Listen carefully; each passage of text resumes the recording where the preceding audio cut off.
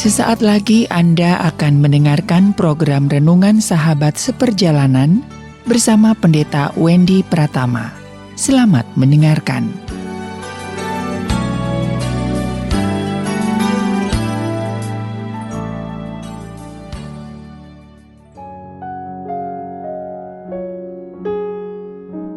Selamat berjumpa kembali di dalam layanan audio Sahabat Seperjalanan. Hari ini adalah hari Senin 25 April 2022. Tema renungan dan saat teduh kita dengan judul Ditusuk dari Belakang.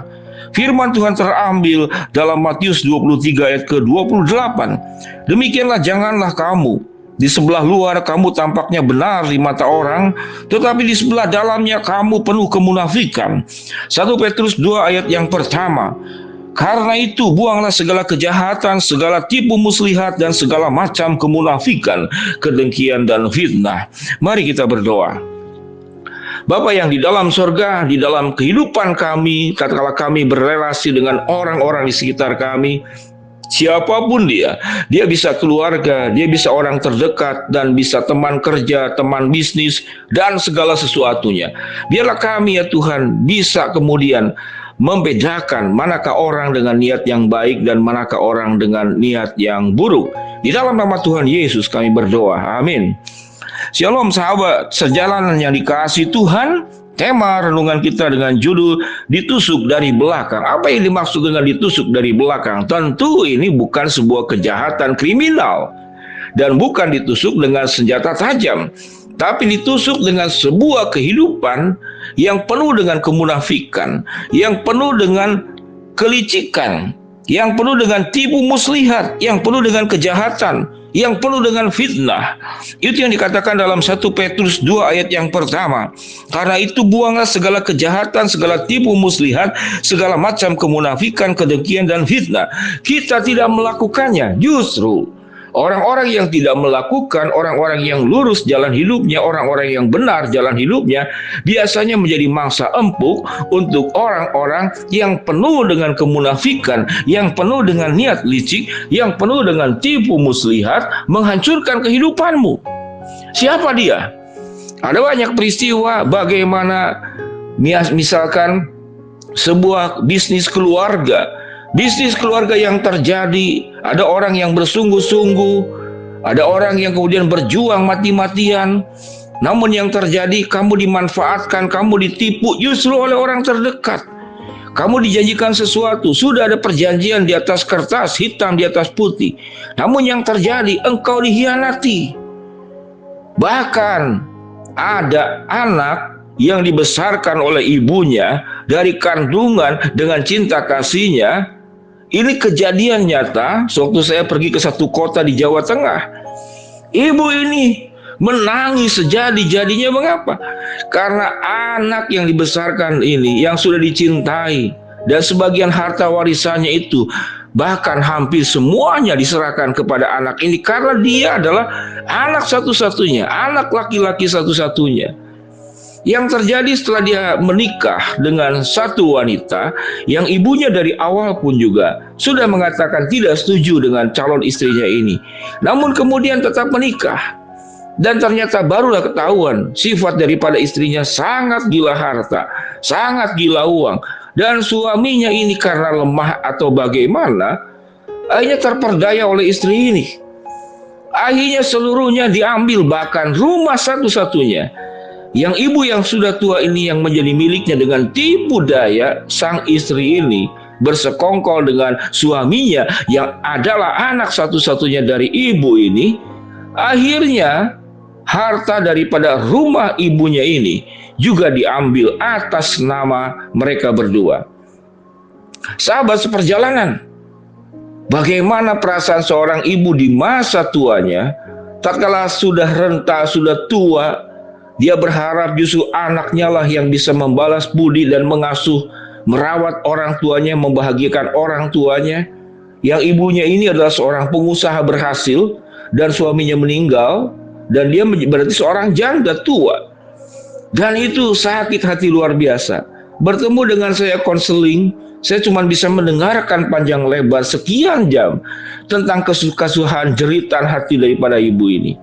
Sahabat seperjalanan yang dikasihi Tuhan, kita tidak boleh berbuat licik, kita tidak boleh berbuat kejahatan, kita tidak boleh berbuat kecurangan, kita tidak boleh melakukan tipu muslihat, kita tidak boleh melakukan fitnah. Namun di sekeliling kita ada orang-orang seperti demikian. Mengapa? Karena iblis itu bekerja merusakkan banyak hal dalam tatanan hidup masyarakat dan hidup rumah tangga, hidup dalam pekerjaan, dan di dalam seluruh aspek kehidupan. Kita akan bertemu dengan orang-orang seperti demikian. Kalau sahabat perjalanan pernah mengalami, dan ada beberapa sahabat perjalanan yang bercerita tentang pengalaman-pengalaman hidup yang seperti demikian, dan itu menyakitkan. Bahkan kalau boleh dikatakan, rasa sakit itu dibawa mati. Bahkan setelah kematian kita pun, rasa sakit itu tetap hidup.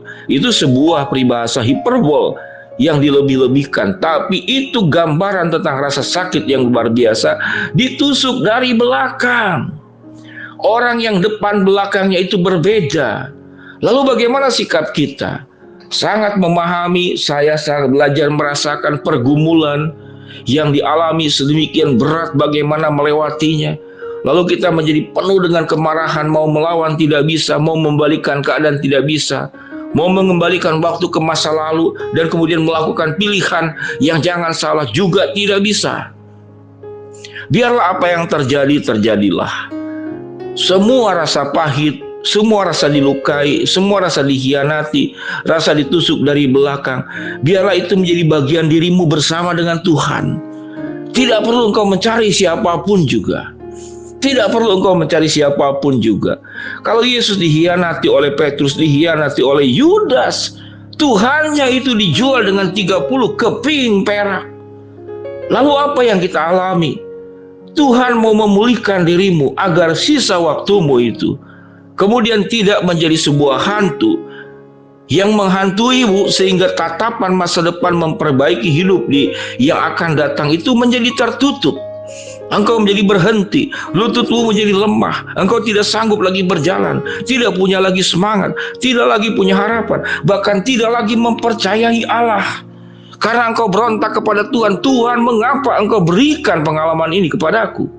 Tuhan, mengapa engkau berikan pengalaman ditusuk dari belakang oleh orang terdekatku, oleh keluargaku, bahkan oleh suamiku, oleh istriku, oleh mertuaku, atau oleh anakku, atau oleh sahabat semasa kecilmu? Ratapan-ratapan itu hanya akan membuat engkau terpuruk dan kehidupanmu semakin buruk. Biarlah datang kepada Tuhan. Datang kepada Tuhan yang menjadi tempat perteduhan, di mana Yesus berkata, marilah datanglah kepadaku semua yang letih lesu dan berbeban berat, aku akan memberikan kelegaan kepadamu. Segala kelepasan Tuhan bisa berikan kepadamu, segala pemulihan dari pengalaman sakitnya ditusuk dari belakang. Tuhan akan nyatakan pertolongannya. Tuhan akan nyatakan mujizat keajaiban, yaitu mengubah kehidupanmu untuk tidak terbelenggu dengan pengalaman-pengalaman pahit di masa lalu. Datanglah kepadanya, bersujudlah di hadapannya. Engkau akan dikuatkan, engkau akan diangkat kembali, engkau akan diubahkan kehidupannya. Biarlah kubur dalam-dalam apa yang sudah terjadi karena tidak bisa dirubah, dan kau bangkit bersama dengan Tuhan. Engkau akan diangkat seperti burung Raja Wali yang terbang semakin tinggi. Sahabat seperjalanan, Tuhan memberkati agar engkau tetap kuat dari sebuah pengalaman buruk ditusuk dari belakang. Mari kita berdoa. Bapa yang di dalam surga, hamba mau berdoa agar kami terus mengalami pemulihan. Sekalipun ditusuk dari belakang, Tuhan akan menolong kami bangkit dari keadaan ini. Hamba mau berdoa buat yang sedang sakit, Tuhan jamah sembuhkan. Yang sedang dalam kesulitan masalah, Tuhan bukakan jalan. Yang sedang memohon berharap sesuatu, Tuhan akan kabulkan dengan cara dan waktu-Mu. Dalam nama Tuhan Yesus kami berdoa. Amin. Shalom sahabat seperjalanan, Tuhan memberkati kita semua. Amin.